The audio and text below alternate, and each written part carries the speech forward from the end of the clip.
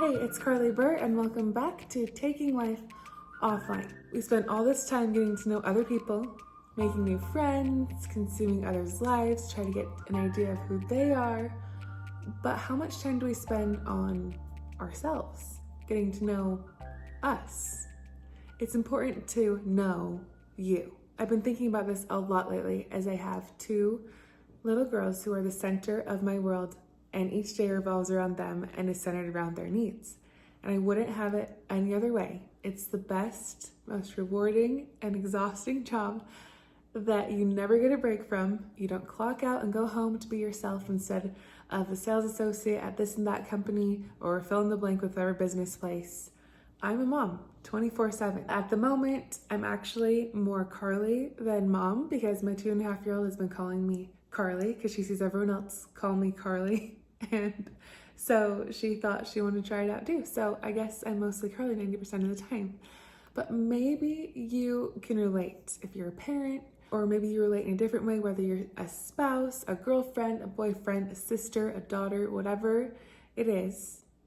When you strip the titles given to us away and we're just Carly or just you, how well do we know that person as an individual? It's important to continue to get to know ourselves and check in often because hopefully we're growing and changing throughout life and being aware of the growth and change that's happening.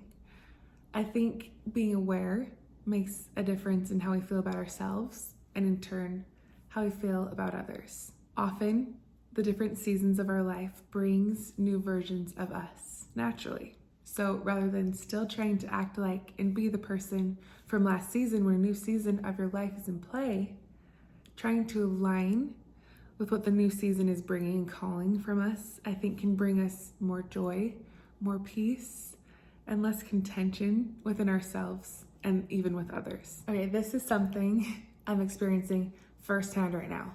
I'm in the thick of a new season of my life with my two girls, and I've been feeling the next version of me trying to come through. And it can feel confusing, but exciting. And also it means a lot of new action is going to be required on my part because any time in the past when I've felt this way, action has been the quickest way to get to the point where I'm feeling aligned again. For example, something I've struggled with pretty much forever is discipline, which was a focus of mine at the start of this year. I decided to start super small and say no to candy for this whole entire year. I can still have sweets and sugar, but specifically no candy. So I've been doing this, and actually right now I'm in the middle of a month of no sugar or sweets at all, not just candy. But even though no candy is such a small thing to do for the year, it's amazing how staying disciplined in this one area has allowed me to do bigger things when it comes to discipline where I've always seemed to struggle. So with this podcast and with videos for YouTube, I've tried so many times to be consistent and be disciplined to film regularly, but I've always allowed excuses to justify stopping a consistent flow or giving in when I just don't feel like doing it. And while my reasoning for not being consistent the past few years is totally valid, I mean, taking care of kids full time is a lot, and I need some time for my husband, I need some time for myself at the end of the day. But here I am in a new season of life with two kids rather than one, and I'm finding what I need to fill my cup to keep showing up the best I can each day for my family has changed. It now looks like consistently spending time on my dreams and continuing to step into the person I feel like I'm supposed to be becoming alongside the person that I am, which is my favorite person, a wife, and a mom, but continuing to grow as an individual too. So each night when my girls are asleep in their cozy beds, that's when I make the time for me and doing the things that are helping me to get to know myself and step into this new season of me. Now let's talk about some specific things to do in order to get to know you, in order for us to get to know more about ourselves. Here are a few examples of things I'm currently doing or have done recently and what I'm coming to learn so far. Something that I've been doing to get to know myself is I think about the interactions that I have with people, whether it be friends or strangers.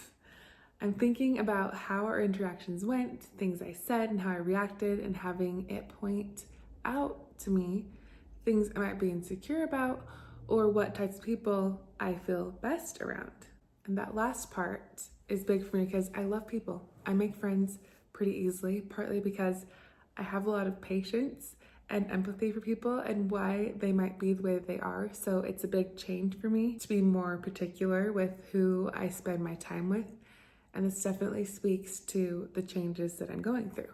I mentioned thinking through interactions I have with people, and here's an example. I love being a mom. Yes, it's hard. I don't have it all together or figured out, but it's one of my dreams come true to be a mom. It's my greatest joy.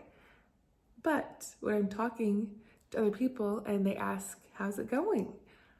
I like to be real. So if it's going a certain way, like for example, this just happened to me. This was just very last week. So they say, how's it going?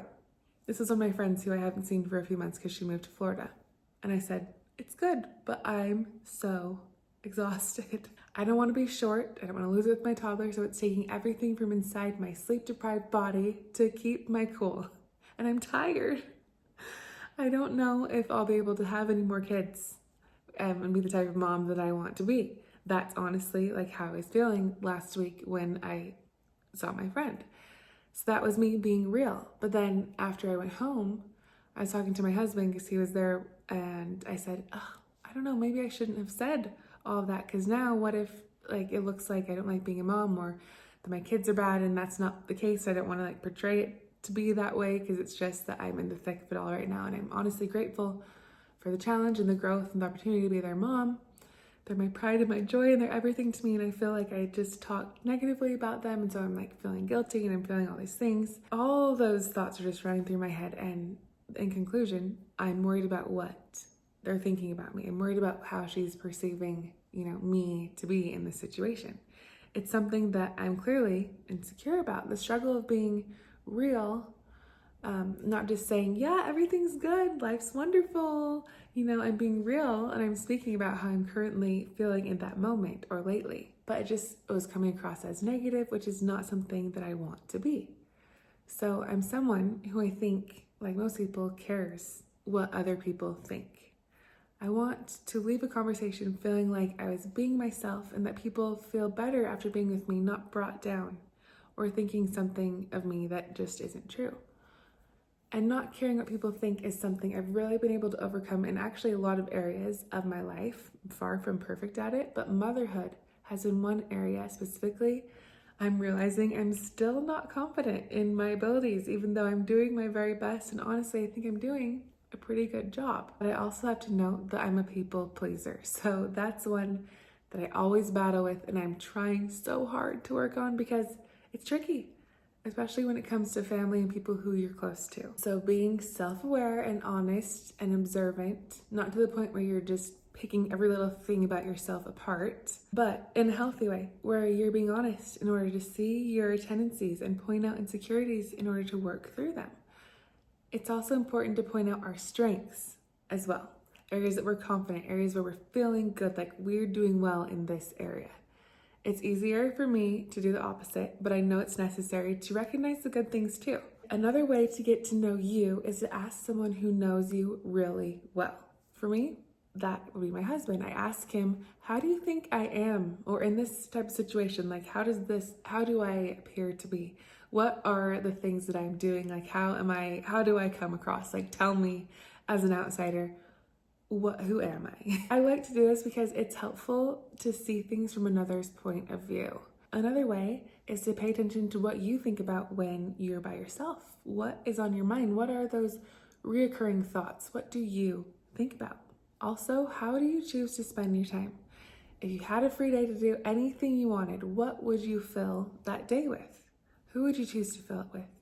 This can be telling to what's important to you and what you're valuing in this particular season of your life. Those were a few things you can do or ask yourself or pay attention to today to start getting to know you better in this season of your life. They were thinking about your interactions with other people, asking another person who knows you well about you.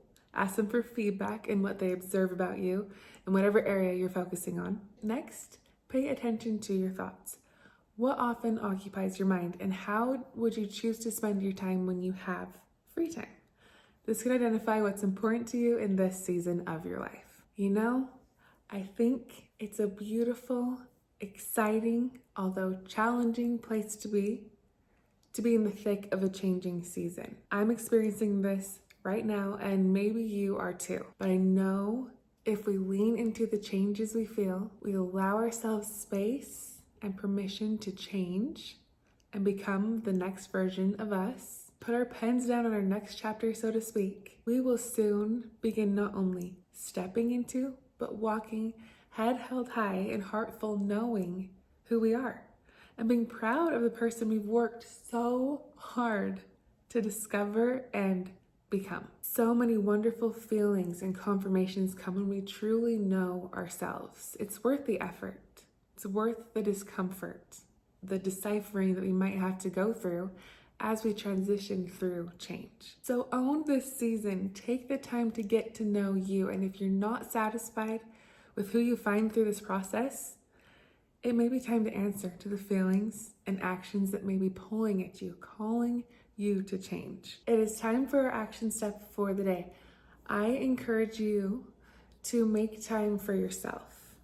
Take yourself to lunch alone. Create space, either physically or mentally, or both, to allow yourself to think your thoughts without the influence of others and get to know you. I hope you accept this challenge today and you make the time to get to know the most important person in your life, you. Because I believe when we know ourselves, we're better spouses, friends, parents, and just all around people. Sending all my love and asking you to please leave an honest review if you enjoyed this episode. It would mean the world to me.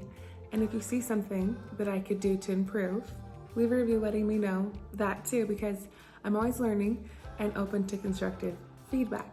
I love hearing what you think of the show and getting an understanding of what you're liking, what you're not liking, so that I can improve. Thank you so much for listening, and I will catch you next Monday.